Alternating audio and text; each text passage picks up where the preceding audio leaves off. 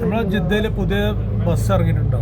സാപ്റ്റിക്കോൻ്റെ ആദ്യമൊക്കെ ഉള്ളത് മറ്റേ ചുവപ്പ് ബസ്സല്ലേ, അതൊക്കെ മാറിപ്പോൾ ഒരു ഗ്രേ കളർ ബസ്സാക്കി. നല്ല അടിപൊളി ബസ്സായിട്ട് ജിദ്ദൻ്റെ മുഖച്ചായ തന്നെ മാറണം. ജിദ്ദയിലുള്ള പല ഭാഗങ്ങളിലേക്ക് ബസ് ഇവിടുന്ന് സർവീസ് ഉണ്ട്. 3:45 റിയാൽ കൊടുത്താൽ നമുക്ക് ജിദ്ദയിൽ എവിടെ ചെന്നാലും ഇറങ്ങാം.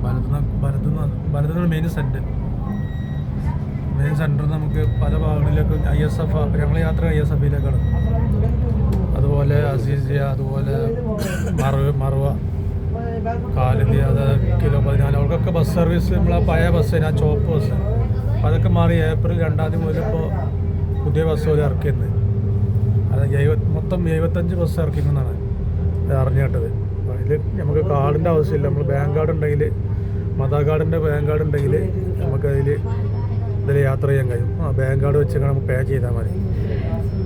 ബസ്സിൻ്റെ ഉൾഭാഗം ഞാൻ കാണിച്ചു തരാം നമുക്ക്.